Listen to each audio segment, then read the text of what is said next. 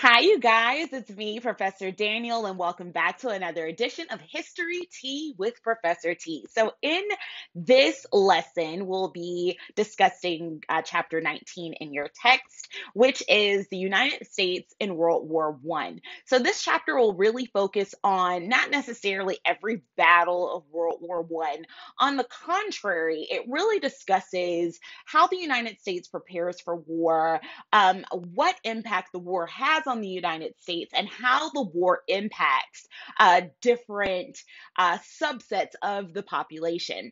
So, the scope of this chapter is from 1916 to 1920. However, your chapter really begins with discussing some things that are outside of the scope of that chapter, so don't be alarmed. It's just important information for you to know because it provides context. A little housekeeping as well. Remember, I have my two doctors, so if you hear them barking, try to ignore them, like I am desperately trying to ignore them now. Okay? So your text starts with the construction of the Panama Canal, and you have Theodore Roosevelt saying, I took the canal zone. So, a little background on how Theodore Roosevelt becomes president in the first place. In 1901, in September of 1901, William McKinley was assassinated. He's shot by an anarchist, and it takes him a little over a week to die. When he dies, his vice president, Theodore Roosevelt, becomes the 26th president of the United States and one of the youngest presidents that we have ever had. He was not quite 43 years old at the time that he takes office. So the US ends up getting the Panama Canal. So your book opens up with discussing the Panama Canal. Now, why is this important? Was the US the first to try to construct the Panama Canal? No, the French had tried to construct the Panama Canal. However, it's very, very expensive, and they're having issues with workers dying. Workers are getting sick with yellow fever and diseases that come from insect bites and stagnant water. And so, with the expenses and the death rate, the US ends up essentially buying the rights to construct the canal. Now, why would the US want this canal and why would any other country want this canal? Very good question. The Panama Canal, the purpose of it was to link the Atlantic Ocean to the Pacific Ocean. So prior to this, if you wanted to get something from one coast to the other coast, you would have to go around South America, which is a very long and dangerous and arduous journey. With the Panama Canal, however, you can go through the canal and it will shorten essentially the sea route by about 8,000 miles. So it makes shipping and transport and trade a lot easier.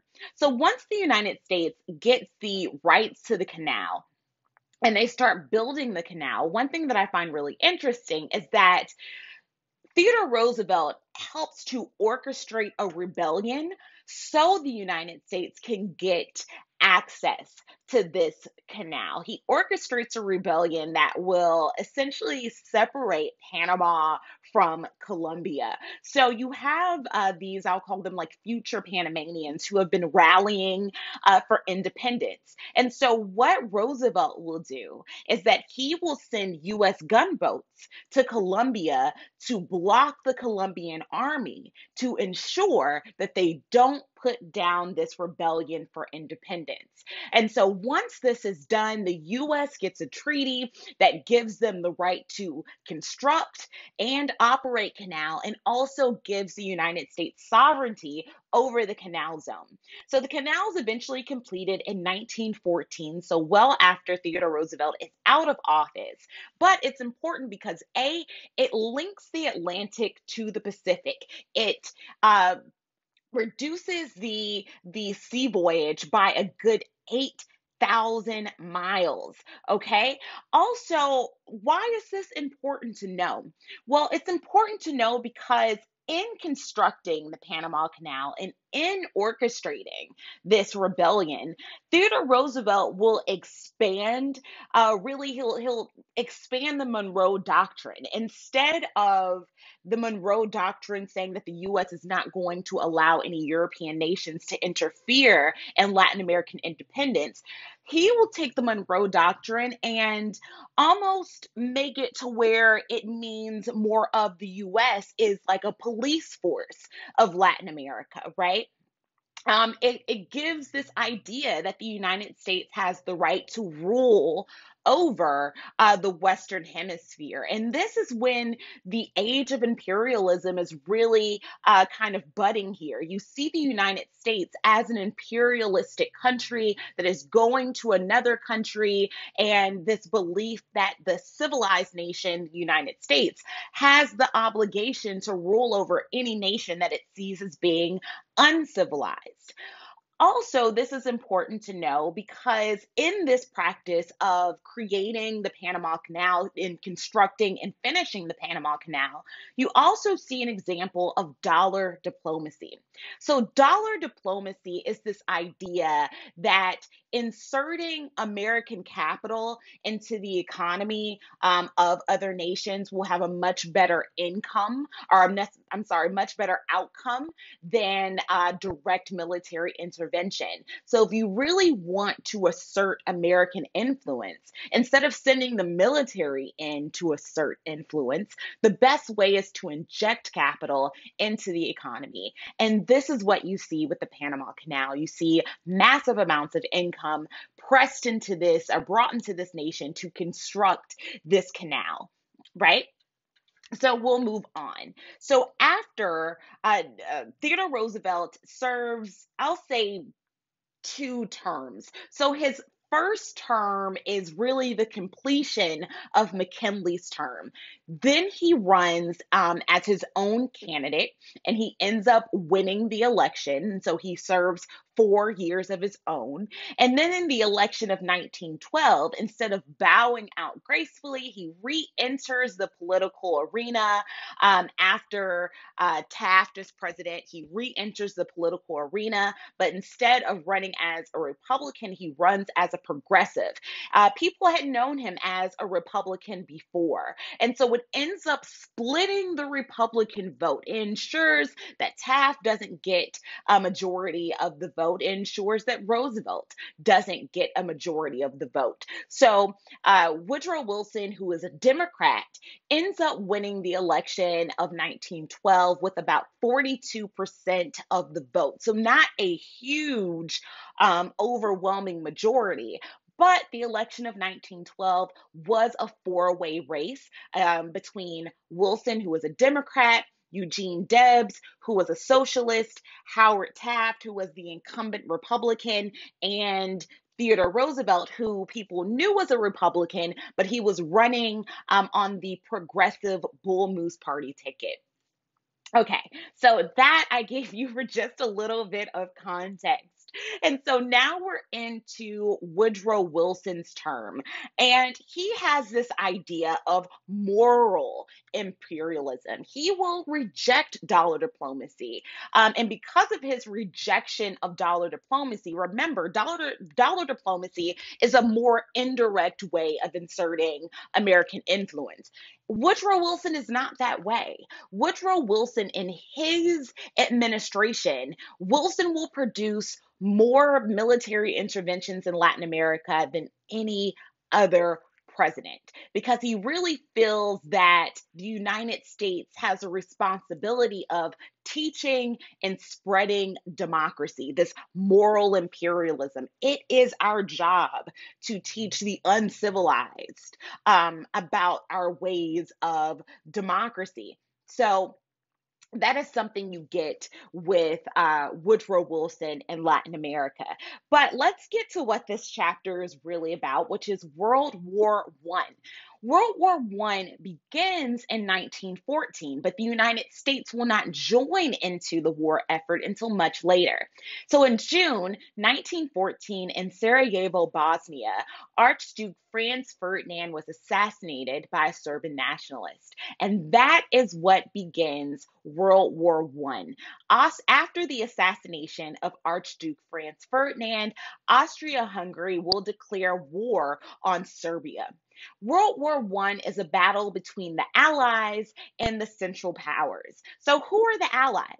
The Allies are Britain, France, Russia, and Japan, and later when the United States joins, it will also be an allied force against these Central Powers. The Central Powers are Germany, Austria-Hungary, and the Ottoman Empire.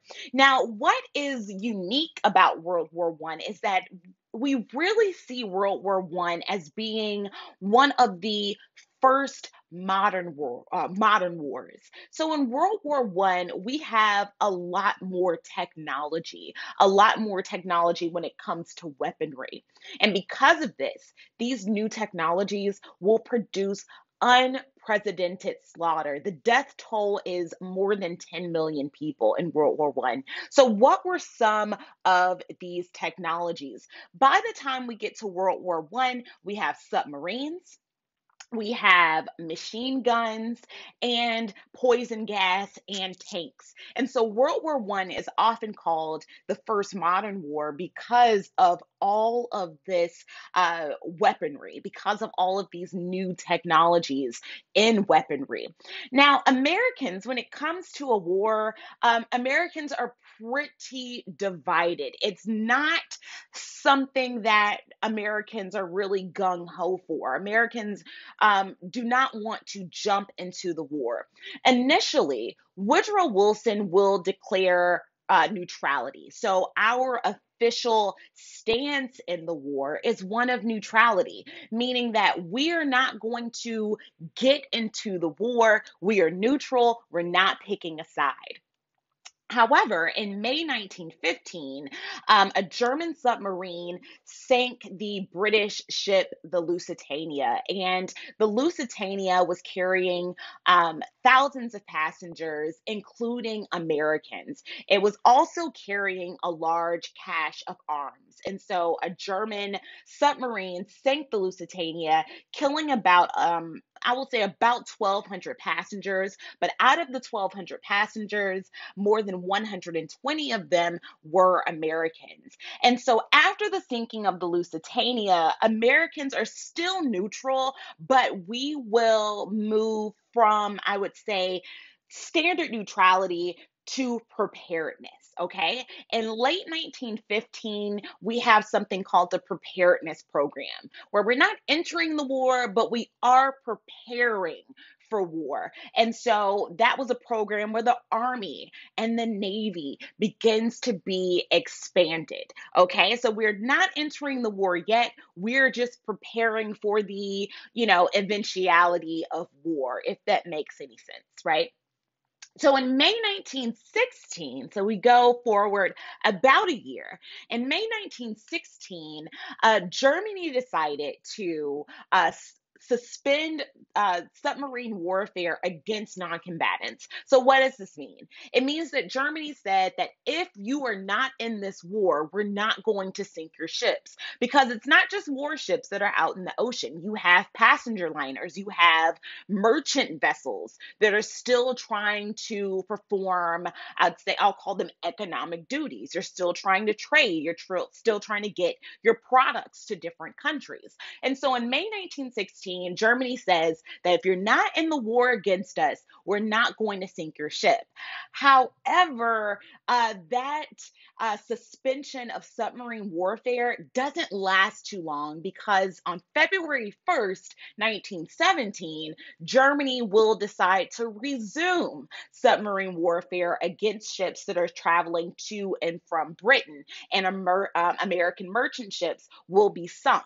Now, remember, Americans are still trading with Britain, and so this is going to be a huge issue. Now, things really come to a head in March 1917, okay? In March 1917, something drops called the Zimmerman telegram. And if you're in my class, I actually have a picture on the next slide of the Zimmerman telegram so you can see it for yourself. But author Zimmerman, who was Germany's foreign secretary, asked Mexico, he writes a letter or a telegram to Mexico asking Mexico to join in on the war against the United States.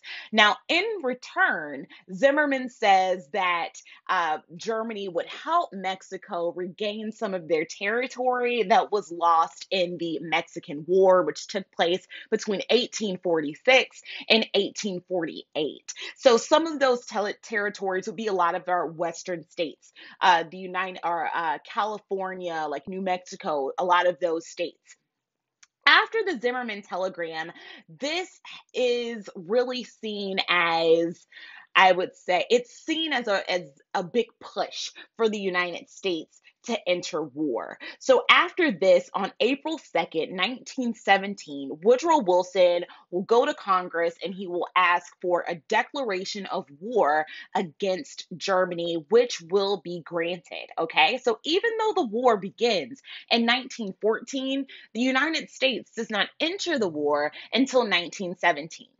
So this concludes part one of your lecture. I'll be back with part two in just a jiff.